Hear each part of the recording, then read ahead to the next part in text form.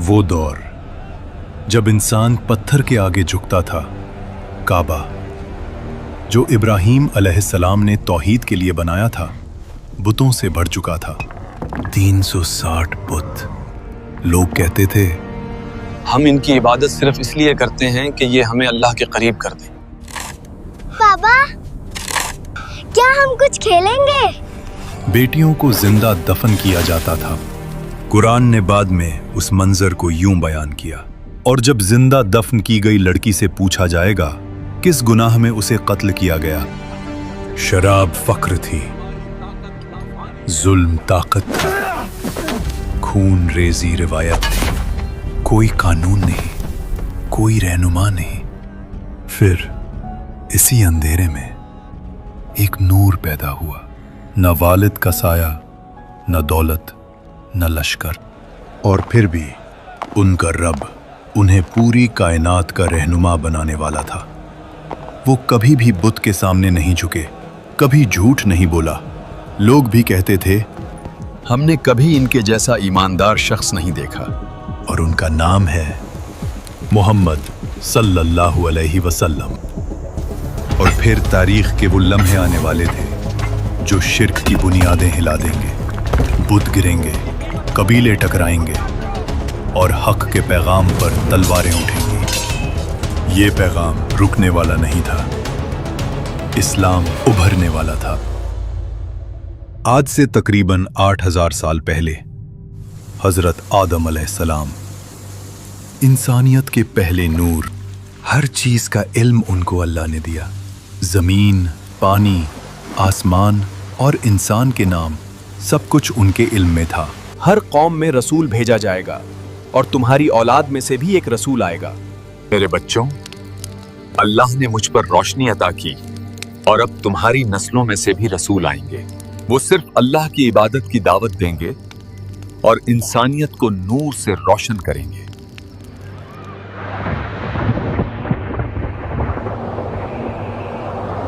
आखिरी नबी से लगभग 4300 साल पहले अल्लाह ने हजरत नूह अलैहिस्सलाम को इंसानियत के लिए भेजा। एक वक्त जब लोग शिर्क और बुराई में डूब गए थे और सिर्फ कुछ लोग ही सच का पैगाम सुनने को तैयार थे। सिर्फ अल्लाह की इबादत करो और इस शिर्क से बाज आ जाओ। अल्लाह मेरे बाद भी तुम्हारी नस्लों में से रसूल भेजेगा जो तुम्हें सिर्फ हक की दावत देंगे।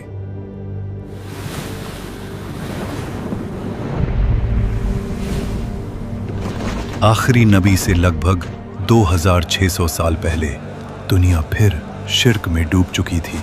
बुत, सितारे, चांद, सूरज, सबको माबूद बना लिया गया था। और उस वक्त अल्लाह ने भेजा इब्राहीम अलैहिस्सलाम को। हमारे रब, इनमें उन्हीं में से एक रसूल भेज जो उन पर तेरी आयतें तलावत करे, उन्हें किताब और हिकमत सिखाए और उनका तज़कियाह करे। बेशक तू ही गालिब और हिकमत वाला है। आखिरी नबी से लगभग 1400 साल पहले मिस्र की जमीन पर एक जालिम हुक्मरान का राज था, फिरौन। और उस जुल्म के अंधेरे में अल्लाह ने भेजा मूसा अलैहिस्सलाम को। और फिर मूसा अलैहिस्सलाम ने अपनी कौम को बताया, अल्लाह तुम्हारे लिए तुम ही में से रसूल उठाएगा, तुम उसकी बात सुनना। आखिरी नबी से लगभग 600 साल पहले बनी इज़राइल में फितना, रिया और तहरीफ फैल चुकी थी। और फिर अल्लाह ने एक निशानी भेजी, हजरत ईसा अलैहिस्सलाम। मैं तुम्हारी तरफ अल्लाह का रसूल हूँ, तौरात की तस्दीक करता हूँ जो मुझसे पहले आई, और एक रसूल की बशारत देता हूँ जो मेरे बाद आएगा, जिसका नाम होगा अहमद, और वो आखिरी नबी होगा। यानी मूसा अलैहिस्सलाम की उम्मत को, जिसका जिक्र तौरा में मिला, और ईसा अलैहिस्सलाम ने जिसका नाम लेकर बशारत दी, वो नबी अब आने वाले थे। मुख्तलिफ मजहबी किताबों में कुछ ऐसे इशारे मिलते हैं जिन्होंने ये साबित किया है कि आखिरी नबी की बशारत पहले से मौजूद थी। हमारे खुदा یہوے کی اس مقدس کتاب میں ذکر ہے کہ وہ سینا سے آیا، سیر سے چمکا اور فاران کے پہاڑوں سے جلوہ گر ہوا۔ سینا حضرت موسیٰ علیہ السلام کا مقام ہے، سیر حضرت عیسیٰ علیہ السلام کا، اور فاران مکہ کے پہاڑوں کا پرانا نام ہے۔ مطلب وہ آخری نبی جس کا انتظار ہے وہ مکہ کے پہاڑوں کے پاس ہی آئے گا۔ اس میں واضح لکھا ہے ایک اجنبی معلم اپنے ساتھیوں کے ساتھ آئے گا، اس کا نام محمد ہوگا، وہ مروستھل یعنی ریگستان کے علاقے سے ہوگا۔ اتھرو وید کنٹپ سوکت 127 میں نرشنس کا ذکر ہے۔ سنسکرت میں نر کا مطلب انسان اور شنس کا مطلب قابل تعریف ہے۔ اس میں لکھا ہے کہ وہ 60,000 دشمنوں کے درمیان ہوگا اور اونٹوں پر سواری کرے گا۔ مطلب ایشور کا وہ بندہ شاید عرب کے علاقوں میں آئے گا۔ اور نرشنس کا عربی میں مطلب محمد ہے۔ اے گرو بدھا، آپ کے بعد ہمیں کون سکھائے گا؟ میں خدا کا پہلا بندہ نہیں ہوں اور نہیں آخری ہوں۔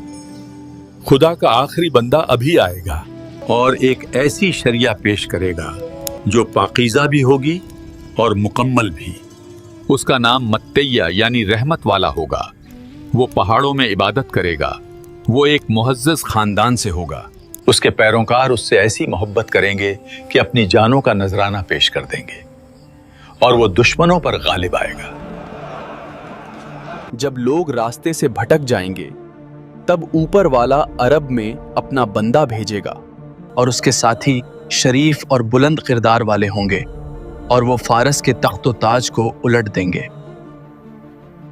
آخری نبی سے 1 سال پہلے مکہ، پہاڑوں سے گھرا ہوا شہر، ریگستان کی ہوا اور اس شہر کے بیچوں بیچ کعبہ، وہ گھر جو ابراہیم علیہ السلام نے توحید کے لیے بنایا تھا، لیکن اب اس کے گرد 360 بت کھڑے تھے۔ لوگ ان کے سامنے جھکتے، ان سے دعا مانگتے تھے۔ یہ تھا دور جاہلیت۔ اسی شہر میں قریش کا ایک معزز خاندان تھا، بنو ہاشم۔ ان کے سردار تھے عبد المطلب ابن ہاشم۔ ان کا مقام بلند تھا۔ حجاج کی خدمت، زمزم کی دیکھ ریکھ، یہ ذمہ داریاں ان کے پاس تھیں۔ لوگ ان کی عزت کرتے تھے۔ ان کے بیٹوں میں سے ایک تھے عبداللہ ابن عبد المطلب، جوان، شریف، پسندیدہ۔ ان کی شادی ہوئی حضرت آمنہ بنت وہب سے، لیکن قسمت نے ایک گہرا زخم دیا۔ حضرت عبداللہ تجارت کے سفر پر گئے اور یثرب یعنی مدینہ میں وہ وفات پا گئے، اور اس وقت بی بی آمنہ حاملہ تھیں۔ پھر وہ دن آیا، مکہ کی صبح، بنو ہاشم کے گھر وہ آئے جو صرف ایک خاندان نہیں بلکہ پوری انسانیت کے لیے رحمت بننے والے تھے۔ نہ ان کے سر پر باپ کا سایہ تھا، نہ دولت کا ڈھیر، نہ سیاسی قوت۔ بنو ہاشم کا گھر روشن ہو گیا۔ حضرت عبد المطلب نے اپنے گھر والوں اور قریبیوں کو بلایا۔ وہ مسکرائے اور کہا، یہ اللہ کی رحمت ہے۔ اس بچے کا نام ایسا ہونا چاہیے جو لوگوں کے لیے عزت کا سبب بنے۔ اور پھر قرآن میں اللہ نے اس نام کو ہمیشہ کے لیے محفوظ کر دیا، محمد رسول اللہ۔ آج ہر اذان میں، ہر نماز میں اس نام کے بغیر شہادت مکمل نہیں ہوتی۔ عرب روایت کے مطابق بچوں کو پیدائش کے فوراً بعد دیہات بھیجا جاتا تھا تاکہ زبان فصیح ہو اور جسم مضبوط بنے۔ صحیح حدیث سے ثابت ہے کہ نبی صلی اللہ علیہ وسلم بنو سعد میں پلے۔ حلیمہ سعدیہ ایک غریب اور کمزور خاتون ان کی دیکھ بھال اور نشو و نما کی ذمہ داری لیتی ہیں۔ شروع میں حلیمہ کے گھر کوئی برکت نہیں تھی۔ ان کی اونٹنی اور گائیں کمزور تھیں، لیکن جیسے ہی نبی صلی اللہ علیہ وسلم ان کے ساتھ آئے، وہاں برکت برسنے لگی اور ان کا گھر خوشحال ہو گیا۔ नन्हे नबी सल्लल्लाहु अलैहि वसल्लम ने वहां 4 साल तक वक्त गुजारा। वो वक्त सिर्फ दूध और खेल का नहीं था। यहाँ उनकी पहली तालीम उनके माहौल और कायनात से शुरू हुई। 4 साल के बाद वक्त आया कि उन्हें उनकी वालिदा के पास वापस भेजा जाए। हलीमा ने उनका हाथ छोड़ा, लेकिन अपनी आंखों से देखा। ये सिर्फ हमारे लिए नहीं, बल्कि पूरी इंसानियत के लिए रहमत और बरकत बनेंगे। बीबी आमिना के पास लौटकर नबी सल्लल्लाहु अलैहि वसल्लम ने फिर अपनी माँ का प्यार महसूस किया। ये वक्त छोटी उम्र का था, लेकिन सबसे गहरा असर यहीं से शुरू हुआ। 6 साल की उम्र में नबी सल्लल्लाहु अलैहि वसल्लम अपनी वालिदा के साथ सफ़र पर थे, और उसी सफ़र में उनकी वालिदा बीबी आमिना अब्वा के मकाम पर वफ़ात पा गई। रेगिस्तान के बीच नन्हा बच्चा अपनी माँ को अपनी आंखों के सामने दुनिया से रुख करते देखता है। नबी सल्लल्लाहु अलैहि वसल्लम अब माँ के सहारे से भी महरूम हो गए। उनके साथ उम्मे ऐमन रज़ी अल्लाहु अन्हा थी, जो उनकी खादिमा और ज़्यादा हिफाजत करने वाली थीं। वो उन्हें साथ लेकर मक्का ले आए और हज़रत अब्दुल मुत्तलिब के पास ले गए। वक्त गुजरता रहा और नबी सल्लल्लाहु अलैहि वसल्लम अपने दादा के साथ रहने लगे। आप भी हमारे साथ खेलो। फिर कुछ साल बाद 8 साल की उम्र में दादा हज़रत अब्दुल मुत्तालिब का भी इंतकाल हो गया। नबी सल्लल्लाहु अलैहि वसल्लम फिर पूरी तरह से दुनिया के सहारे से महरूम हो गए, लेकिन अल्लाह का सहारा हमेशा साथ था। अल्लाह ने फरमाया, तुम्हारे रब ने तुम्हें न छोड़ा है और ना ही नाराज हुआ है। अब जिम्मेदारी आई हज़रत अबू तालिब यानी उनके चाचा पर। रिवायत में आता है कि अबू तालिब उन्हें अपने बिस्तर पर सुलाते, सफ़र में साथ ले जाते और उनसे गहरी मोहब्बत करते थे। एक रात घर में खाना कम था, बच्चे भूखे थे। हज़रत अबू तालिब ने देखा नबी सल्लल्लाहु अलैहि वसल्लम चुपचाप बैठे हैं। अबू तालिब ने उनकी तरफ देखकर कहा, भतीजे, तुम खाना क्यों नहीं लेते? उन्होंने नर्म आवाज में कहा, चाचा, पहले मेरे भाई खा ले। अबू तालिब का दिल भर आया। वो अपनी बीवी फातिमा बिनते आसद से कहते, वल्लाह, ये बच्चा अलग है, इसमें एक नरमी है जो किसी और में नहीं। 12 साल की उम्र में हजरत अबू तालिब उन्हें अपने साथ तिजारत के सफर पर शाम ले गए। रेगिस्तान, काफिला, ऊंटों की घंटियां और एक संजीदा खामोश तबीयत जो बाकी बच्चों से बिल्कुल अलग थी। वो छोटी उम्र से ही माहौल को समझने लगे। यह सिर्फ रोजी नहीं थी, यह सब्र की तालीम थी, तन्हाई की आदत थी, लीडरशिप की बुनियाद थी। फिर जवानी में तिजारत शुरू हुई। मक्का के लोग उन्हें कहने लगे, ये अलामीन है, सच्चा, अमानतदार। ये लक़ब वही लोग दे रहे थे जो शिर्क में डूबे हुए थे। फिर एक दिन मक्का में वो लम्हा आता है जब हजरे अस्वद को अपनी जगह रखने का वक्त आया। हर कबीला चाहता था ये शरफ सिर्फ हमें मिले।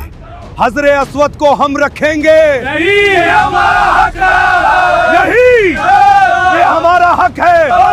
आवाजें तेज हो जाती हैं, तलवारें निकालने तक बात पहुंच जाती है। रिवायत में आता है कि 4-5 दिन तक तनाव रहा, खून बहा देने तक का इरादा हो गया था। फिर एक बुजुर्ग ने कहा, कल सुबह जो सबसे पहले उस दरवाजे से दाखिल होगा उसी को फैसला करने देंगे।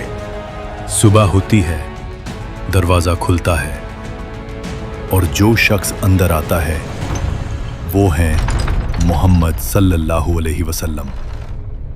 लोग कहते, ये अलामीन हैं, हम इस पर राजी हैं। नबी सल्लल्लाहु अलैहि वसल्लम ने माहौल देखा, ना गुस्सा ना जल्दी, बस गहरी सोच। फिर फरमाया, एक चादर लाओ। चादर बिछाई गई। उन्होंने अपने मुबारक हाथ से हजरे अस्वद को उठाया, चादर के बीच में रखा। फिर फरमाया, हर कबीले का सरदार इस चादर का कोना पकड़े। सब ने कोना पकड़ा, साथ मिलकर पत्थर को उठाया। जब जगह तक पहुंच गए, नबी सल्लल्लाहु अलैहि वसल्लम ने अपने हाथ से उसे उसकी जगह रख दिया। खतरा खत्म, खून रुक गया, लड़ाई खत्म। जाहिलियत के दरमियान एक फैसला जिसने तलवारों को झुकने पर मजबूर कर दिया। वो अभी नबी नहीं बने थे मगर रहनुमा बन चुके थे। एक दिन मक्का के चंद सरदार अबू तालिब से कहते, तुम्हारा भतीजा अलग है, उस जैसा जवान हमने नहीं देखा। मैं उसे बचपन से देख रहा हूं, उसने कभी झूठ नहीं बोला। काश तुम देख सको जो मैं महसूस करता हूं। वक्त गुजरता रहा और फिर एक दिन मक्का की सबसे मोहतरम और अमीर ताजिर खातून हजरत खदीजा बिन्त खुवैलिद, वो अक्लमंद, वकार वाली और किरदार में बुलंद थीं, लेकिन उनकी जिंदगी आसान नहीं रही। सीरा की रिवायत के मुताबिक वो जवान उम्र में 2 बार बेवा हो चुकी थीं। अब मक्का के सरदारों की नजरें उन पर थीं। अमीर लोग, कबीली सरदार सब रिश्ता भेजते, लेकिन वो किसी को कबूल न करती। फिर मक्का में एक नाम मशहूर था, अल अमीन। जब हजरत खदीजा रजी अल्लाहु अन्हा ने अपना तिजारती माल मोहम्मद सल्लल्लाहु अलैहि वसल्लम के हवाले किया, तो वो सिर्फ मुनाफा देखना नहीं चाहती थीं, वो किरदार देख रही थीं। फिर काफिला रवाना होता है और हजरत खदीजा ने उस काफिले के साथ अपना खादिम मैसरा को भी भेज दिया। सफर से वापसी पर मुनाफा आम से ज्यादा था, मगर सबसे बड़ी चीज उनका किरदार। मैसरा ने कहा, मैंने ऐसा सच्चा और पाक इंसान नहीं देखा। यहीं से एक फैसला उनके दिल में पैदा हुआ। उन्होंने अपनी सहेली नफीसा को भेजा। नफीसा ने पूछा, या मोहम्मद, आप शादी क्यों नहीं करते? जवाब आया, मेरे पास वसाइल नहीं। नफीसा ने कहा, अगर आपको हुस्न, शरफ और माल सब मिल जाए तो? उन्होंने पूछा, कौन? जवाब आया, खदीजा। फिर निकाह हुआ। नबी सल्लल्लाहु अलैहि वसल्लम की उम्र 25 साल, हजरत खदीजा रजी अल्लाहु अन्हा 40 साल। ये घर सुकून वाला था। बाद में कुरान ने इस सुकून को यूं बयान किया, और उसने आपको गरीब पाया, फिर बेनियाज कर दिया। अल्लाह ने उन्हें फिर औलाद अता की। कासिम, ज़ैनब, रुक़ैया, उम्मे कुलथूम और फातिमा। फिर नबूवत के बाद अब्दुल्लाह पैदा हुए, मगर कासिम और अब्दुल्ला बचपन ही में वफात पा गए। एक माँ जिसने बच्चों को खोने का दर्द देखा, और फिर अल्लाह ने उन्हें वो मकाम दिया कि वो नबूवत के घर की पहली मलका बनी। जब नबी सल्लल्लाहु अलैहि वसल्लम की उम्र 35 साल हुई तो मक्का शिर्क में डूब चुका था। बुतों की इबादत, जुल्म, शराब, जुआ, सूद। मगर मोहम्मद सल्लल्लाहु अलैहि वसल्लम का दिल बेचैन। वो अक्सर शहर से निकलकर जबल नूर पर चढ़ते और गारे हिरा में तन्हा रहते, तन्हा इबादत करते। हजरत खदीजा रजी अल्लाहु अन्हा उनके लिए खाना लेकर आती। फिर एक रात नबी सल्लल्लाहु अलैहि वसल्लम की उम्र 40 साल, रेगिस्तान खामोश, गार में अंधेरा और तारीख बदलने वाली थी। फिर अचानक गार में एक रोशनी आती है, एक नूर। वो थे हजरत जिब्राईल अलैहिस्सलाम। उन्होंने कहा, इकरा, पढ़ो। नबी सल्लल्लाहु अलैहि वसल्लम ने जवाब दिया, मैं पढ़ नहीं सकता। जिब्राईल अलैहिस्सलाम ने फिर कहा, इकरा। नबी सल्लल्लाहु अलैहि वसल्लम ने फिर वही जवाब दिया, मैं पढ़ नहीं सकता। जिब्राईल अलैहिस्सलाम ने तीसरी मर्तबा फिर कहा, पढ़ो। नबी सल्लल्लाहु अलैहि वसल्लम ने बेबस होते हुए कहा, मैं क्या पढ़ूं? फिर जिब्राईल अलैहिस्सलाम ने पढ़ना शुरू किया, इक़रा बिस्मि रब्बिकल्लज़ी खलक़, खलक़ल इंसान मिन अलक़, इक़रा व रब्बुकल अकरम, अल्लज़ी अल्लम बिल क़लम, अल्लमल इंसान मा लम यअलम। मोहम्मद सल्लल्लाहु अलैहि वसल्लम का दिल तेज धड़कने लगा। वो घबरा गए, लेकिन रूह में एक सुकून भी महसूस हुआ। वही पहली वही थी, अल्लाह का पैगाम, इंसानियत के लिए नूर का आगाज। रात का अंधेरा, गारे हिरा से नीचे उतरते कदम तेज हुए। घर का दरवाजा खुलता है। मोहम्मद सल्लल्लाहु अलैहि वसल्लम की सांस तेज। वो हजरत खदीजा से फरमाते हैं, मुझे कंबल ओढ़ दो। हजरत खदीजा फौरन कंबल देती हैं। जब घबराहट कम होती है तब नबी सल्लल्लाहु अलैहि वसल्लम सारा वाकया सुनाते हैं। यहीं हजरत खदीजा का तारीखी जवाब आता है, अल्लाह कभी आपको रुस्वा नहीं करेगा। आप रिश्तेदारों का ख्याल रखते हैं, कमज़ोर का बोझ उठाते हैं, मेहमान नवाजी करते हैं और सच के साथ खड़े रहते हैं। फिर वो उन्हें वरक़ा बिन नौफल के पास ले गईं। वो 80 साल के बुजुर्ग थे जो इंजील पढ़ते थे, तौहीद को जानते थे और उन्हें तमाम आसमानी किताबों का इल्म था। मोहम्मद सल्लल्लाहु अलैहि वसल्लम सारा वाक़या बयां करते हैं। वरक़ा का चेहरा बदल जाता है। ये वही फरिश्ते जिब्राईल हैं जो मूसा अलैहिस्सलाम के पास आया करते थे। काश मैं उस वक्त जवान होता जब आपकी कौम आपको निकाल देगी। मोहम्मद सल्लल्लाहु अलैहि वसल्लम हैरान होकर कहते हैं, वो मुझे निकाल देंगे? पर मैंने तो कभी किसी के साथ बुरा नहीं किया।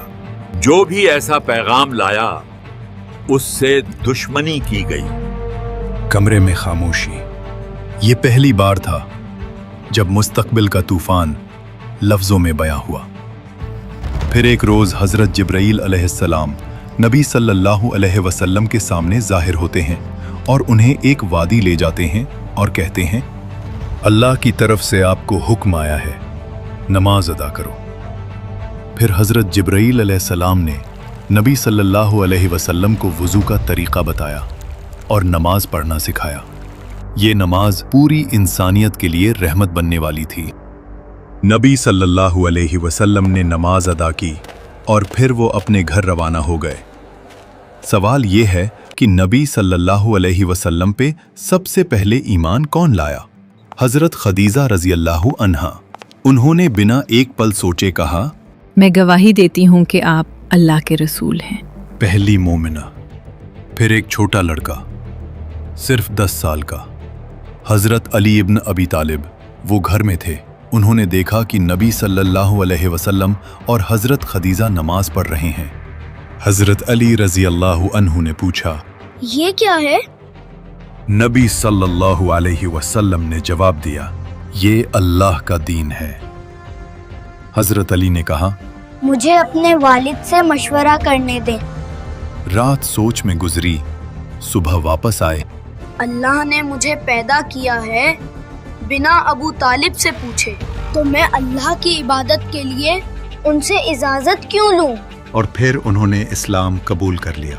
फिर एक आज़ाद किया हुआ गुलाम ज़ैद बिन हारिसा, उन्होंने भी इस्लाम कबूल कर लिया।